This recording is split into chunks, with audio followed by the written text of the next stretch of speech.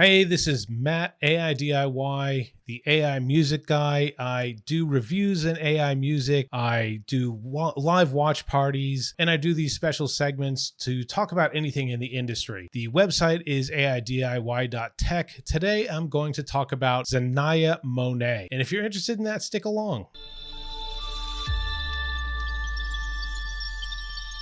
All right, firstly, I want to talk about Xania, and I just want to go quickly through some bits of her interview. But before that, I'm just going to talk about how I appreciate that the actual creator of Xania Monet, Talisha Jones, makes herself available for interviews. It's not like the Velvet Sundown, who has just been mysterious. And I've done a call out before them. Yeah, come talk to us. You know, you are what you are. You guys got a bunch of hits. Defend your work or just talk about your process and all that. But, you know, Talisha could put herself in the background. You don't need to defend who you are. You could just keep taking that Spotify money and just be happy in that. But she comes out and defends herself. But I just want to do a little bit of a mock of what it looks like to me from the outside, watching people come in and do reviews of AI music once they basically get big on Spotify. So this is typically what I see. Xania Monet, if that's even your real name. Yeah, so let's just have a listen. First of all, generic lyrics. Clearly, you can tell that they use ChatGPT to do this. Yeah, and geez, and 1.3 million,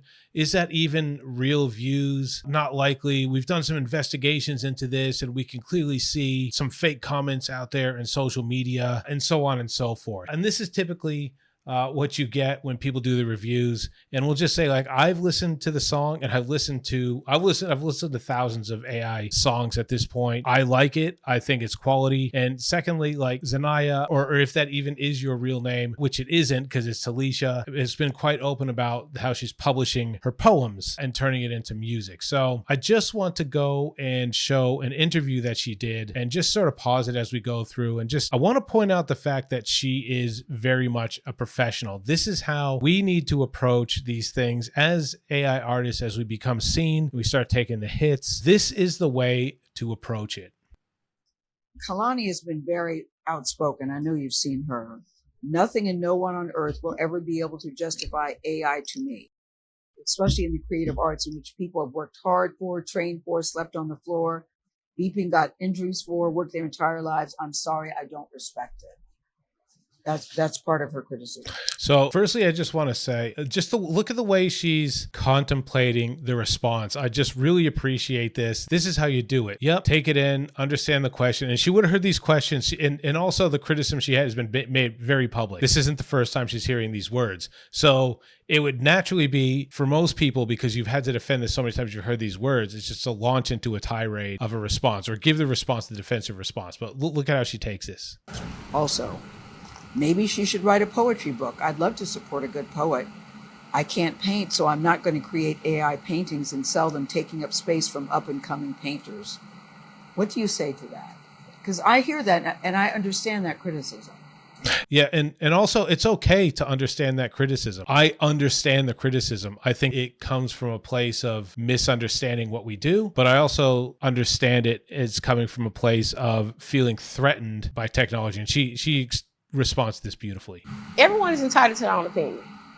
Technology is evolving. Everybody have different ways of putting in work to get to where they're at. I don't feel a way about it. I still love Kalani music. I still listen to her every day. I mean, this is the way you debate people, right? And I've never been particularly good at this myself, but like, she doesn't attack back. And this takes the person attacking, and her position puts them in an awkward spot, because where do you go from there? This is a lovely person saying, I love your music. You're entitled to your own opinion, which you are, and I don't take much notice of it. And that's fine. Like, you're going to do what you do. There was also some controversy because people thought, okay, if she's an AI singer, what if it isn't a Black woman? What if it's, for instance, a white man could take this and do this? Yeah, I heard that a lot. Yeah. Would that be okay?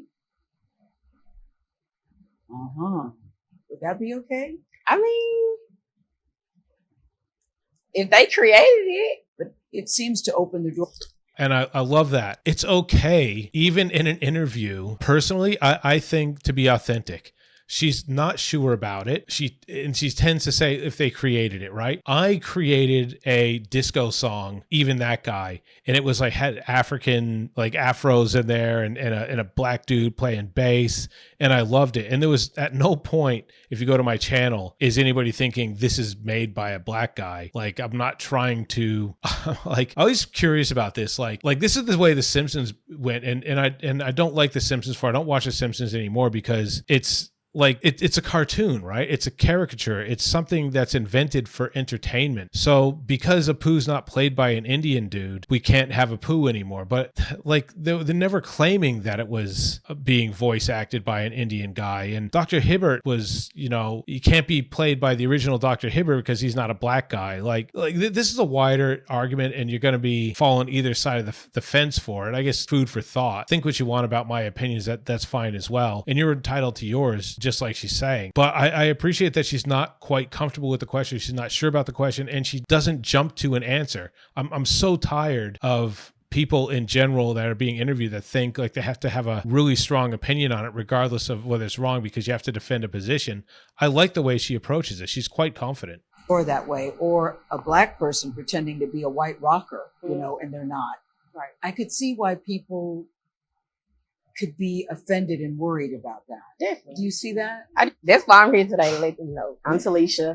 I'm a part of your culture. I'm a black woman. I'm a creator. I'm an entrepreneur. I created tonight. Yeah, so that's the interview I wanted to. You can look up the music, and I'll if I remember to put a link to Spotify on it. I thought the music was quite good. It's quite well put together. Like obviously she's a poet, and like they're saying like, well, you should just be a poet and publish your poetry or whatever. But some people are writing music. They don't have access to a band. They don't have the funds to do it, or they're a mother or a father, and they don't have time because they have a family. And I understand like people do, and they've got injuries for being on stage and everything that person was saying. That's fine. That is your life experience, and you're entitled to have opinions based on your life experience. I'm just curious why, and like she said it, like people are afraid of technology. Things come around, digital, the DAWs were invented to make things easier to master music. Nobody claims that because people did it harder before that anything that comes once you digitally master a song, that it's no longer art. And I know for a fact that people are using AI DAWs that basically are music students out there publishing their own work. So I know this is a short video, and I don't want to do a huge thing about it. I really just wanted to talk about this is the behavior, and this is a really good example of the non-defensive posture and the attitude we have to take as we are starting to be seen, because, nobody even questions on Spotify if there's a traditional artist. I mean, to a point they do, but the automatic knee-jerk reaction when someone has 1 million monthly viewers from a traditional artist isn't like, how are they getting that traffic? That's got to be bullshit. But it's going to be for all of us. And the worst thing we can do is not have a thoughtful, engaging conversation around what we're doing. The worst thing we can do is attack back. And the worst thing we can do is, not think about our responses. So I wanted that to be out there. These things are going to start coming out more and more. Yeah, comment down below. Definitely like this. If you like this video, I keep forgetting to get people to like. If you like this video, please like, comment down below. I just think this is an engaging sort of conversation. Curious to know what you think, and we will catch you in the next one.